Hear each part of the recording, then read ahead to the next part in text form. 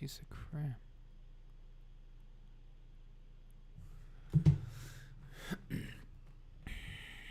Just gonna go for it.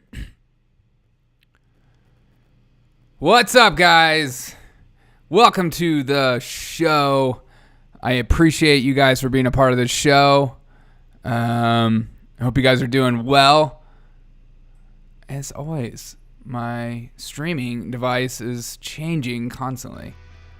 There we go. Hope you guys are doing well. Hope everything is going fine for you. You could hear some of that silly blues music in the background. Today is Friday. And Friday, we sit back, we relax, and we talk a little bit about the news of what's going on. So today is Friday, February 19th. And I'm Derek O'Shea. And I'm drinking a little coffee. And this is your 1 Minute News. South Dakota AG Jason Ravensborg is looking at 3 misdemeanors for hitting a pedestrian along a highway. That's crazy. Capitol Police suspend 6 police officers for their actions on January 6th. Dolly Parton says no to a statue in her honor at the Tennessee State Capitol due to everything that's going on in the world. Yes, Dolly, we are all with you when it comes to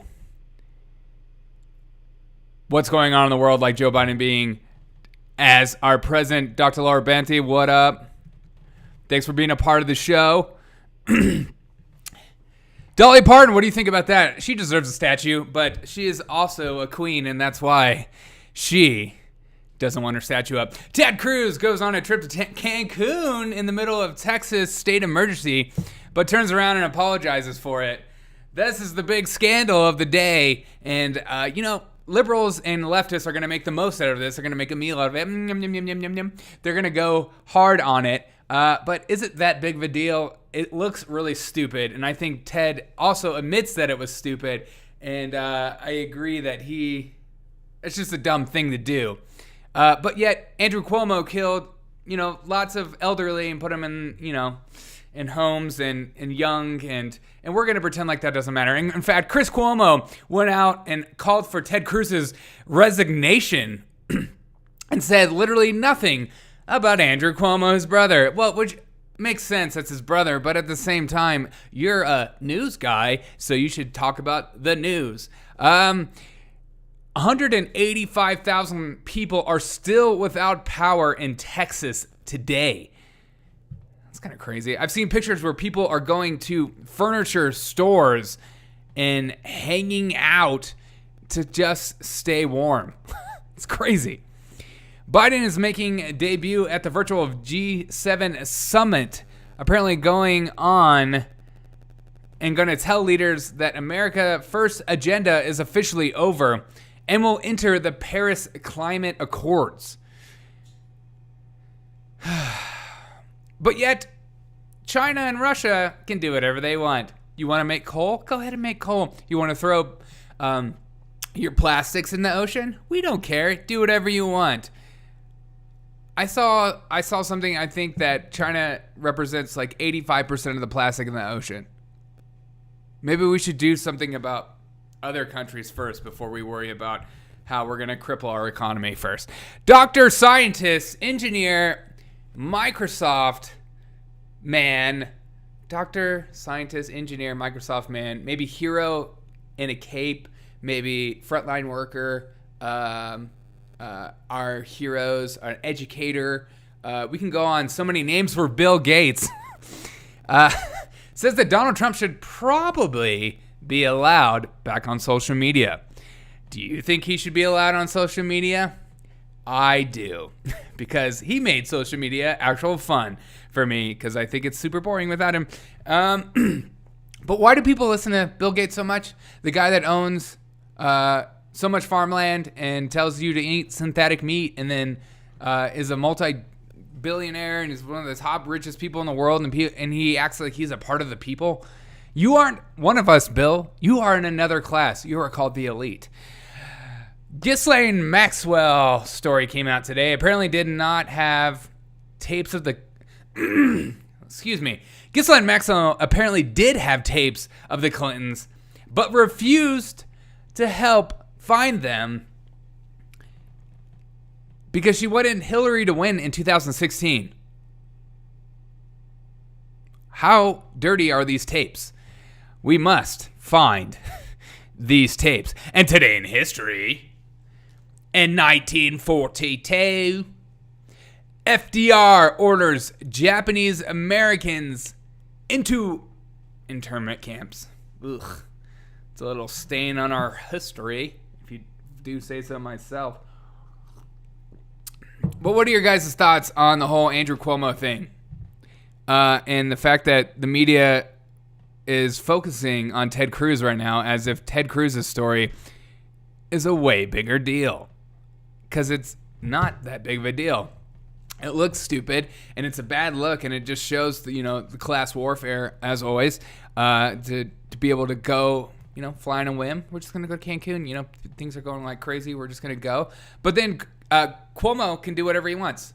And the media don't say anything, and his brother is a part of one of the largest news organizations that controls most of what goes on the internet. And that's okay. We can do that. That's totally fine, but, Ted Cruz goes on vacation. That's a problem. We're going to go hard into Ted Cruz. We're going to regret ever doing that.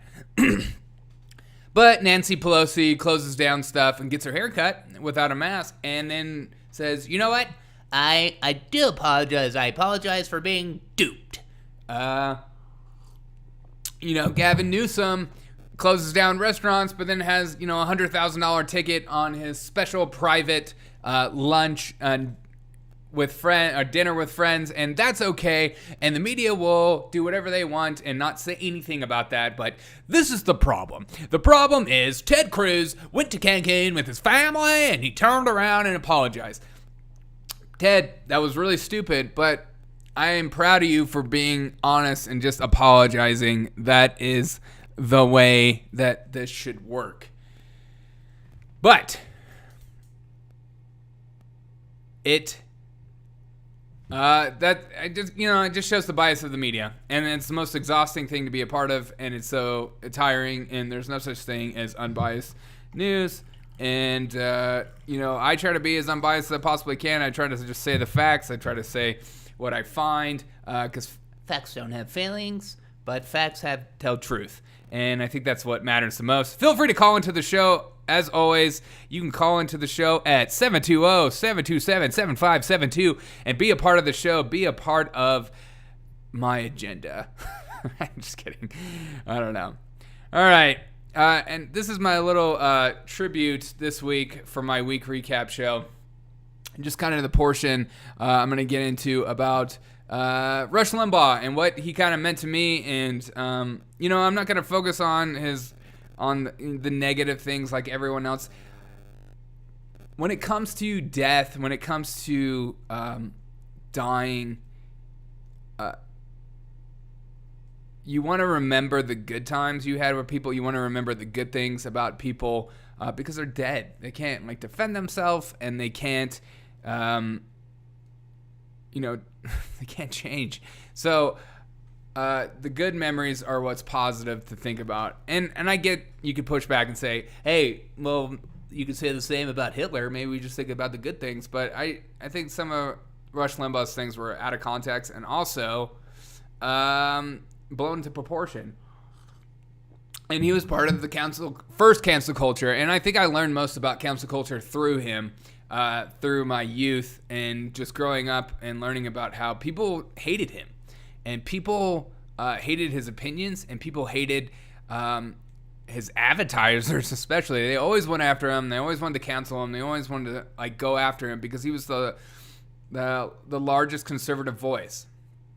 And especially in those years of my life, I was not particularly, I would say, conservative-minded. I didn't really care, but it was just nice and refreshing to hear a different opinion than what I was being shoved down my throat via education,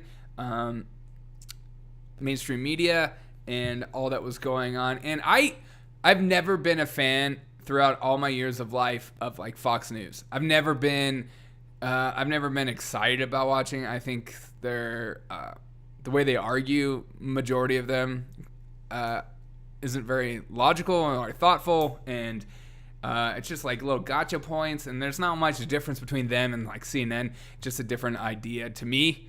And so Rush to me was a person that could actually argue and bring it down to simpler terms, and also had logical, thoughtful conversations with people who would just call in.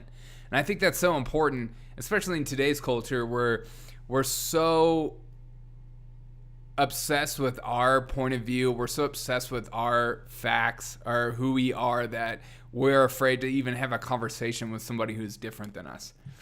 And Rush would do that. He would open the show and he would always want the liberals to come on, just to destroy them. No, to have a conversation and maybe teach them a lesson, or maybe talk to them about opening up to different ways of thinking. And I just like that. Yeah, sometimes he was rude on air, but I mean, if I did that for 3 hours a day, I'd probably get a little annoyed at some things people said too. But it was just refreshing to have somebody have a different opinion that could thoughtfully describe stuff, and I liked his comedy a little bit. He was a little goofy. The what was it, On Loan from God? I always thought that was so funny to me, and just kind of goofy, and also pompous a little bit, and just like, do you actually believe this stuff? But my main point was that he was one of the first like influencers really in this world, and people like him are reasons why I feel like I could just do it. He was just so. He was not afraid to tell the truth, and he was not afraid to connect with viewers and connect with people. And I think that's so rare and so awesome. And he made the AM radio a thing. I mean, I can't remember the last time I even clicked AM radio and cared about what it said, like I did when Rush was on. And so Rush was just a pivotal figure for me. I grew up listening to Rush through my grandfather and my mother, and just some of my parents' generation. And so my experience growing up is different than I think a lot of people. So my father is very liberal and my mother is very conservative, and they're very different opinions. And then my stepfather is kind of in the middle, leaning more towards conservative. So my experience is that I needed to find out politically what I believed, and what I saw was a value. And Rush did that for me. Ben Shapiro has done that for me. And like, just conservative. I don't necessarily agree with everything those people say all the time, but I think just having logical arguments as opposed to just the hysteria that you see on news is more encouraging to listen to and more thought-provoking to listen to than just like, Donald Trump said this, oh my gosh, the world is going to end, we need to be on him, we need to impeach him again. Like, that stuff is exhausting. Or just like, Biden did this, now the world's going to end, we're all going to die. Like, the hysteria the news puts out is exhausting to listen to and exhausting to be a part of, and I don't understand how anyone enjoys it and like sees value in it. And I think that's why Rush was such a big deal, because he was just one person, and there wasn't like all these commercials. I mean, there was a lot of commercial breaks, but there wasn't like, I just feel like he didn't cut off people and he allowed people to talk. And I think it almost gave way to podcasting. And I think the future is podcasting. The future is having long form conversations with people. And because you don't just hear the talking points, you hear like people's actual voice, you hear people's actual words. And so you grow to like the person and trust the person, as opposed to just like, oh, CNN puts this person out, I need to listen to them for the fact that they're CNN. But I wanted to play this little segment from Rush. Despite what you think of him, you might hate him, and that's okay. It's okay to hate somebody. I think it's not okay to dance on people's graves like people were doing, regardless of what you thought. I mean, he wasn't Hitler. I know the left and leftists like to say that everyone is Hitler, and everyone's racist, and everyone is bigoted, and everyone's this, and if you're not for us, you're against us. It's the most exhausting argument to listen to. But this little segment, I think, kind of shows a lot of who he is, and it's a man's final goodbye. And I think it's important to listen to those words. People on their deathbed, I think, some of the most pivotal and just things that we need to pay attention to in those who are still living. So I'm going to play this little clip. Let's get this going. Boop, boop, boop, boop, boop. All of this today is gratitude. My point in all of this today is gratitude. My point in everything today that I share with you about this is to say thanks and to tell everybody involved how much I love you from the bottom of a sizable and growing and still beating heart. I wasn't expected to be alive today. You have an expiration date. A lot of people never get told that, and so they don't face life this way. I've learned what love really is during this. Important message. I'm sorry. I can't help but empathize with people who are on their deathbed and they're thinking about love and what that means, and